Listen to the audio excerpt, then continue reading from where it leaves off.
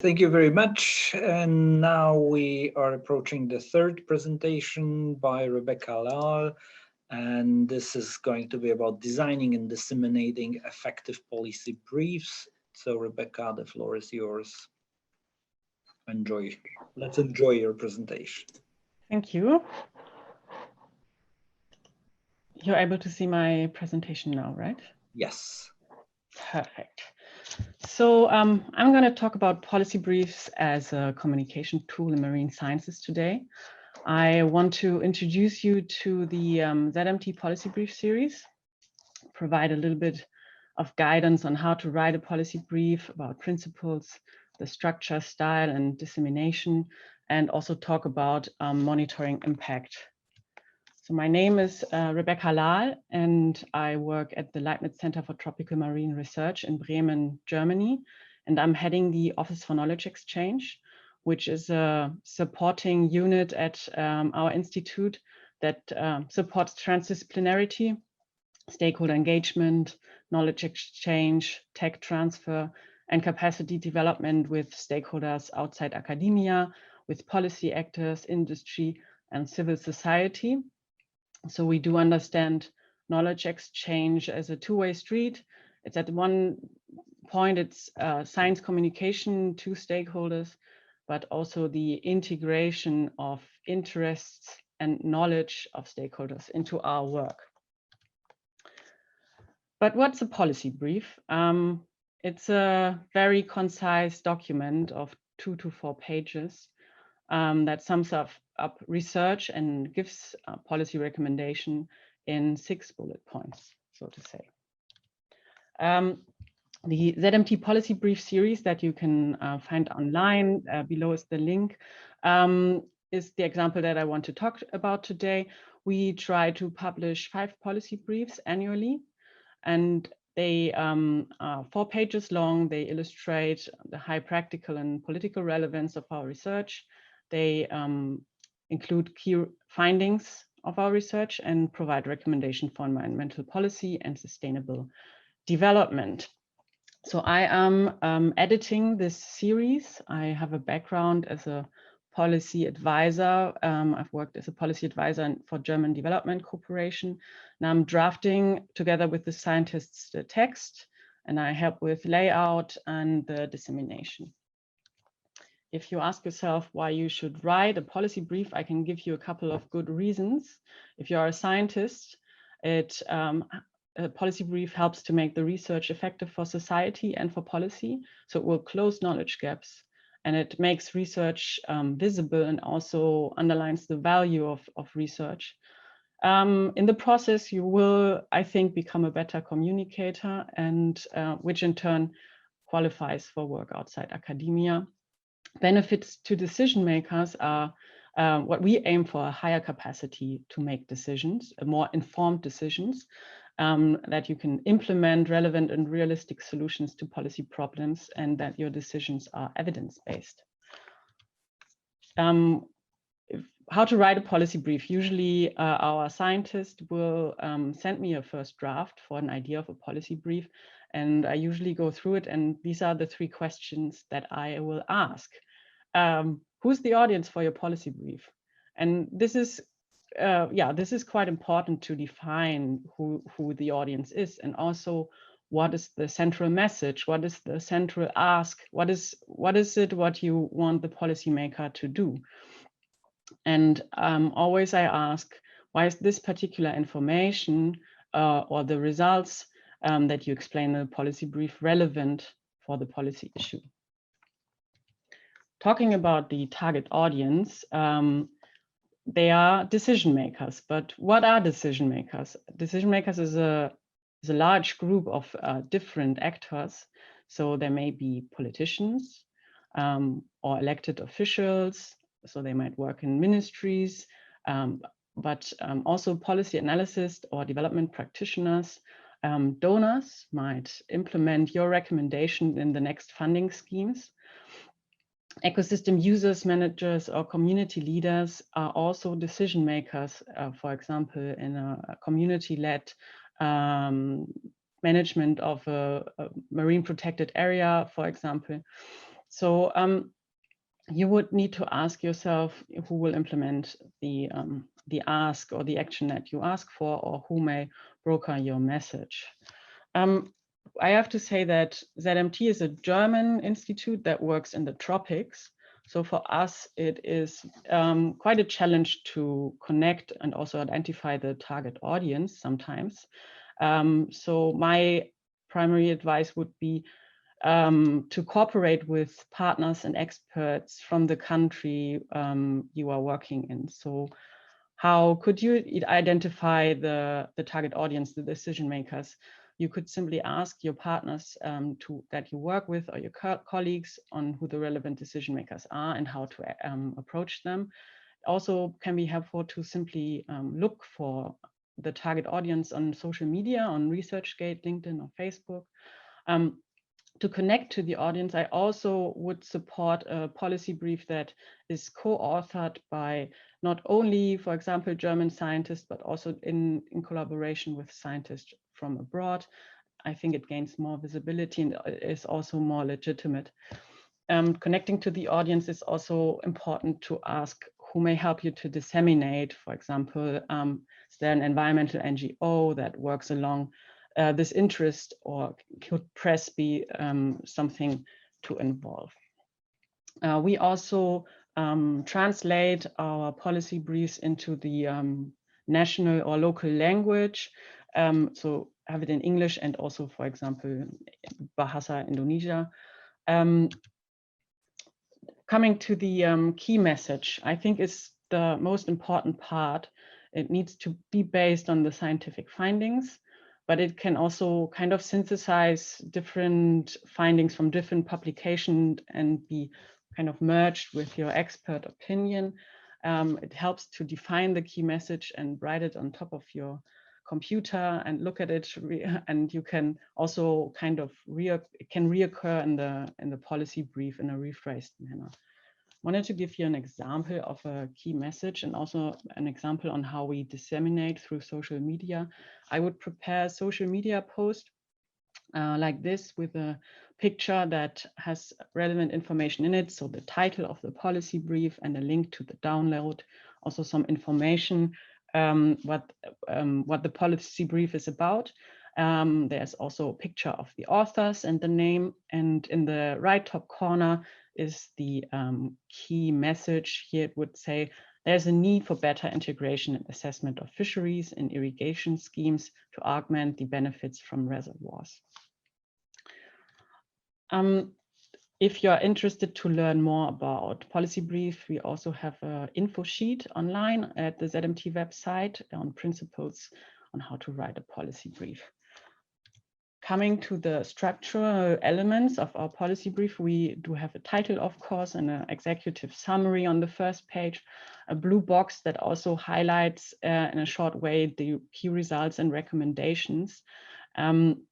What is different of these structural elements to other publications are especially the context. So the context wouldn't describe research methods in details, but rather has information on the social, environmental, or practical problem that you address, also the political or legal relevance.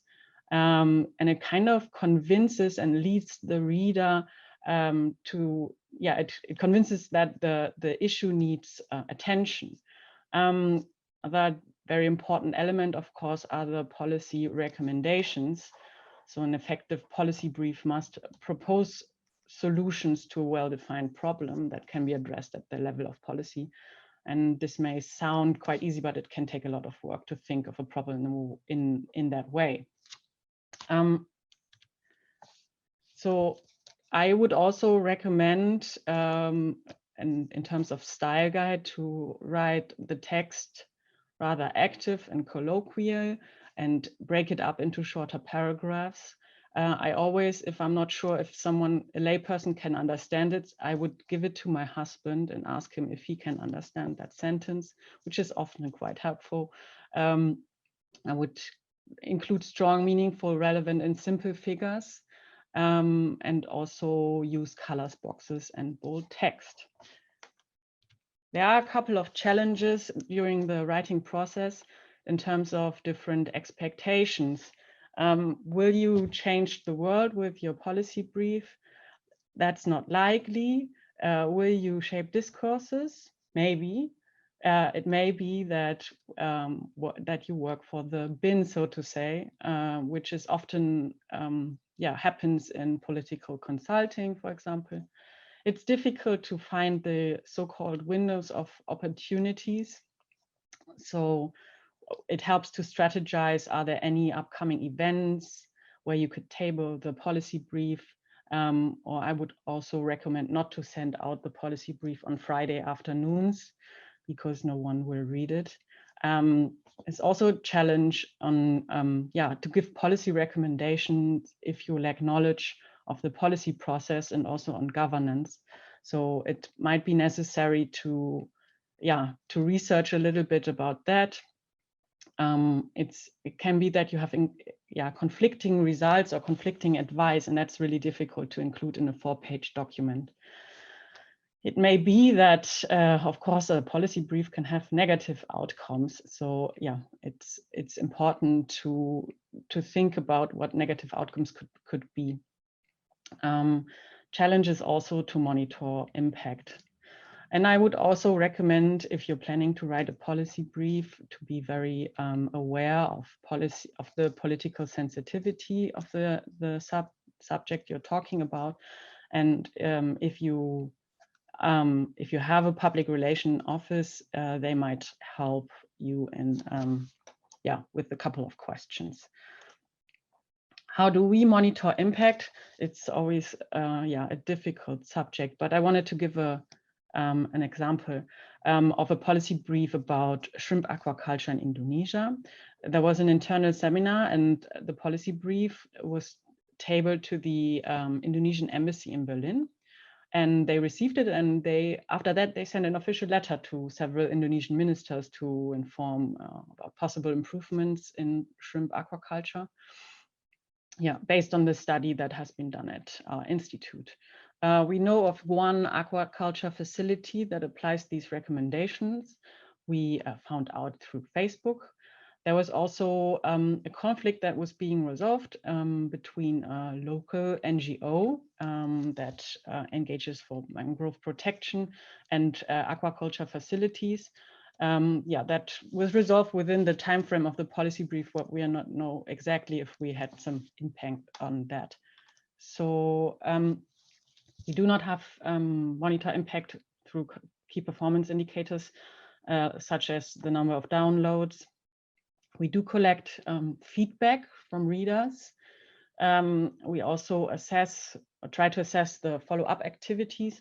For example, here you can see Justian, who was the author of the policy brief, meeting the Indonesian ambassador in Berlin. Of course, the policy brief was not the main reason that they met, but I think it's always kind of a melange of things, and it might be one reason. We also try to find a master's student that looked into the impact of our ZMT policy brief series. I'm still looking for one. If you're interested, let me know. If you're interested in impact, I also like to highlight our impact assessment brochure, where we looked at our impact of our work beyond research projects. It's more on a higher level, long-term perspective, and it has this narrative approach of looking into our impact. So I hope I'm within the time and that you found my talk interesting, and thank you for your attention. Thank you very much, Rebecca. It was very interesting for me, especially I'm personally involved in the preparation of the World Ocean Assessment at the United Nations, and we had to deal with the policy brief at some point. It was the most painful part of the meeting at some point, because at the end of the day we had no clue basically how to do it. So it's good to have good examples, definitely. Okay, so our these policy briefs also requested by decision makers? How do you get feedback from the people receiving it? Could you please comment on that? I can't really say if they are requested. We haven't had yet the case that this has been particularly requested. We do get feedback by mail. I always am asking my colleagues to send me if they get some feedbacks through mail.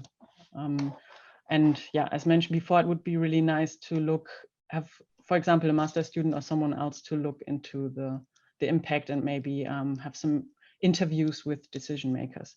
But that's currently beyond my capacities to do that. Okay, thank you very much. Do we have any other questions in the chat room? I don't see any other questions. So you said that you're not sure if they're required, but I think maybe if they're the policy briefs, even if they're not required, but I do have a feeling they may be expected anyway, right? So I guess so, or the donors kind of expect them also. Right. And of course, what we try to apply a co-design approach, a true transdisciplinary approach to our research, which is why we would like to involve decision makers early on in our research and also, yeah, kind of grasp what their knowledge needs are right from the beginning. So the policy brief, of course, is a kind of, yeah, it's a science communication instrument, but we try to engage with policymakers early on. Mm-hmm. Thank you. The next question is, what are your most common ways to disseminate these policy briefs? So in the past, we have printed them and also sent them out by airmail to relevant ministries and agencies or other researchers also, or networks. I think due to the Corona pandemic, much has changed, and I'm also focusing more on online distribution now. So I would actually look up potential recipients through social media channels. I would look who's working at the Fisheries Commission in Ghana through LinkedIn, and would collect the audience and try to contact them if possible, and yeah, send out emails mostly, and put the policy brief also online on Facebook and LinkedIn. Yeah, and also we do have the case. It's also, I try to discuss that with the scientists that know the country better than I do usually, what the most appropriate ways could be. So for example, we had a policy brief in Brazil, and the authors mentioned that there were WhatsApp groups where they share this kind of information. So we also distributed through WhatsApp groups. Well, my experience from the other side, again, from not the person who sends the policy briefs, but again, back to the UN, it's the UN ambassadors of different countries and their press officers are quite a effective source of passing the information if you have good contacts, right? So. But maybe the embassy of the particular country could be also a useful place. Yeah, we definitely send them out to the German embassy in the country abroad. What I forgot to mention is that we do have a very large alumni network of over 700 alumni from ZMT from pretty much all over the world, I think about over 60 countries. So they are quite active in this alumni network, and I would also contact them if they're from the country. Some of the alumni are even ambassadors, so we usually connect to them if we are interested in discussing things or networking. So that is also a very important channel. Okay, thank you very much.